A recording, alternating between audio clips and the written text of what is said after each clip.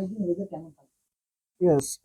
আগামী কয়েকদিনের ওয়েদার প্রথম 24 ঘন্টা মানে আজ থেকে শুরু করে 24 ঘন্টা পর্যন্ত ফ্লো প্যাটার্ন যথেষ্টই ফেভারেবল এবং ময়েশ্চার ইনকারশনও হচ্ছে। সেই কারণে পশ্চিমবঙ্গের বিভিন্ন জেলাতে আমরা মেনলি দক্ষিণবঙ্গের সব জেলাগুলোতে আমরা থান্ডারস্টর্ম উইথ লাইটনিং, হ্যাঁ, বিক্ষিপ্তভাবে কয়েক জায়গাতে পাওয়ার সম্ভাবনা আছে।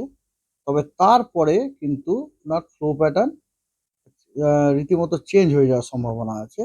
ফ্লো প্যাটার্ন চেঞ্জ মানে যেটা বলছিলাম যে ধরুন আজকাল আমাদের দক্ষিণবঙ্গে যে হাওয়ার গতিপথটা, হাওয়ার যে ডাইরেকশন, সেটা সাউথ ওয়েস্টার্লি বা সাদার্লি।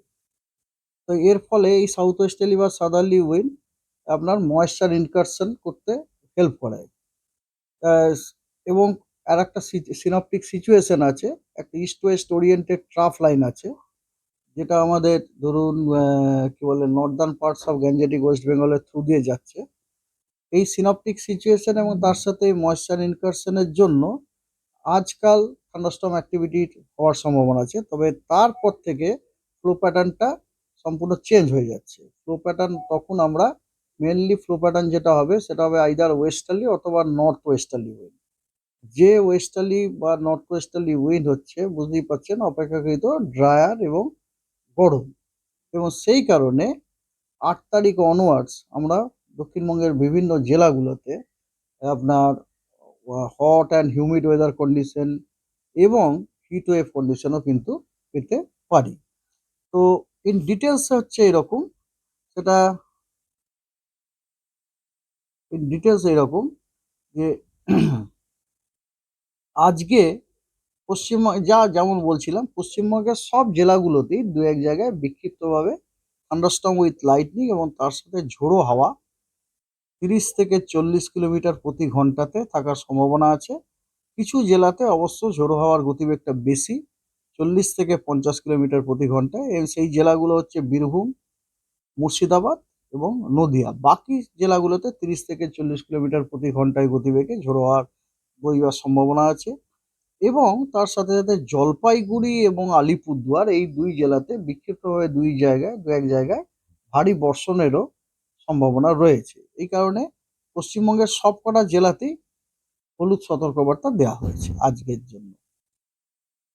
আগামীকালও দক্ষিণবঙ্গের কোথাও কোনো আপনার থান্ডারস্টর্মের কোনো সম্ভাবনা নেই।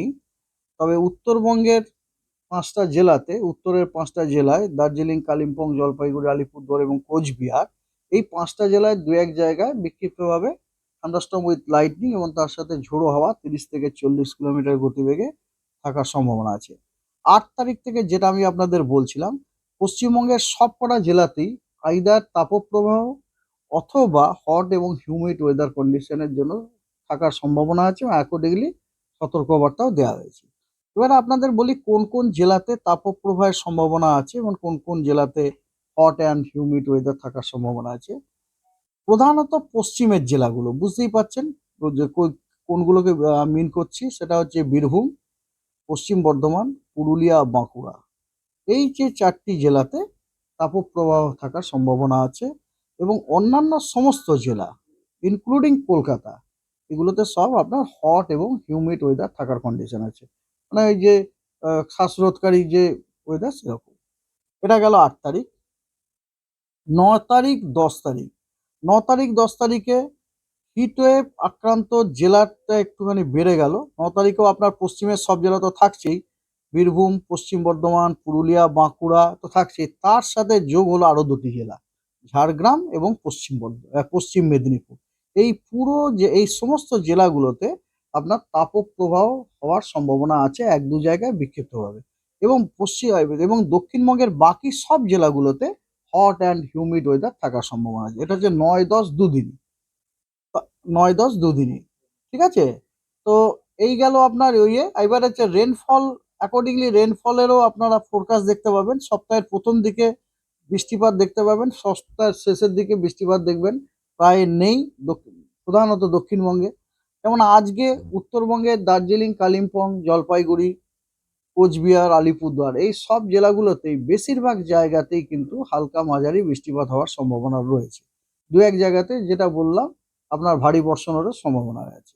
এবং উত্তরবঙ্গের বাকি সব জেলাগুলোতে অনেক জায়গায় হালকা মাঝারি বৃষ্টিপাত হওয়ার সম্ভাবনা আছে। এবং দক্ষিণবঙ্গের জেলাগুলোতে কোথাও কোথাও আপনার কোনো কোনো জেলাতে কিছু স্থানে হালকা মাঝারি বৃষ্টিপাত হওয়ার সম্ভাবনা আছে। আর কিছু কিছু জেলায় দু এক জায়গায় বিক্ষিপ্তভাবে হালকা বর্ষণের সম্ভাবনা রয়েছে। এটা যে 6 তারিখ আজকে। আগামীকাল পুরো গাঙ্গেয় পশ্চিমবঙ্গ এবং উত্তরবঙ্গের 2 দিনাজপুর এবং মালদা এই সব জেলাগুলিতেই দু এক জায়গায় বিক্ষিপ্তভাবে হালকা মাঝারি বৃষ্টিপাত হওয়ার সম্ভাবনা রয়েছে।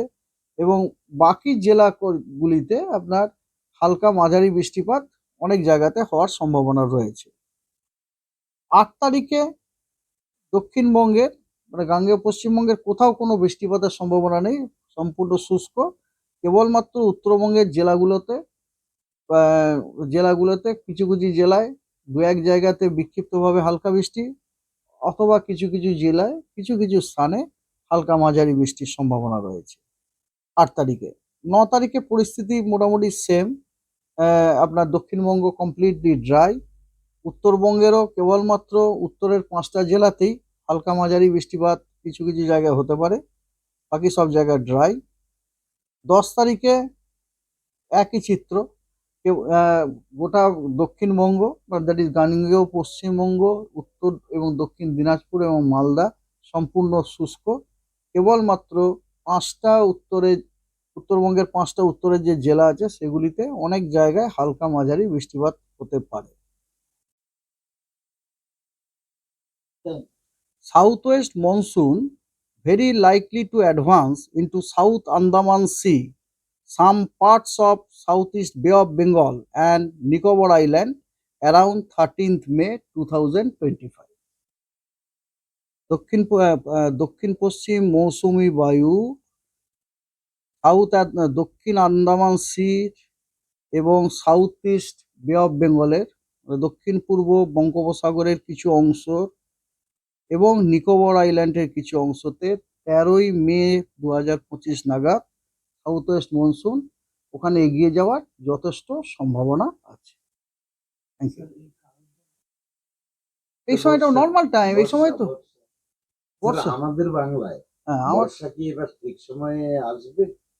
সেটা তো এই মুহূর্তে বলা যাবে না। আমাদের তো বর্ষাটা আসার টাইম হচ্ছে 10 তারিখ না, 10 তারিখ 10ই জুন। এখন থেকে বলা যাবে না। বা তার কিছু আগেও আসে অনেক সময় আগেও আসে। ইয়েস, অনেক সময় আগে আসে। হ্যাঁ, মোটামুটি 15 তারিখ নাগাদ। এই জন্য কেরলে বোধহয় আরো কেরলে 1 তারিখ, 1-2 তারিখ।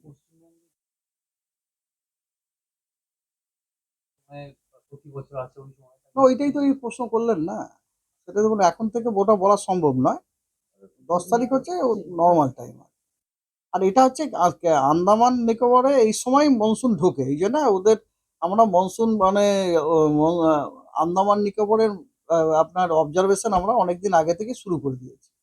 5 তারিখ আমাদের এটা এসওপি আছে যে 5 তারিখের পর থেকে আমরা আন্দামান নিকোবরে ফ্লো দেখতে থাকি। 5 তারিখের পর থেকে কিছু কন্ডিশন আছে, সেই কন্ডিশনগুলো যদি স্যাটিসফাই করে তাহলে আমরা আন্দামান নিকোবরে সাউথ ওয়েস্ট মনসুন ঢুকেছে এটা বলতে পারি।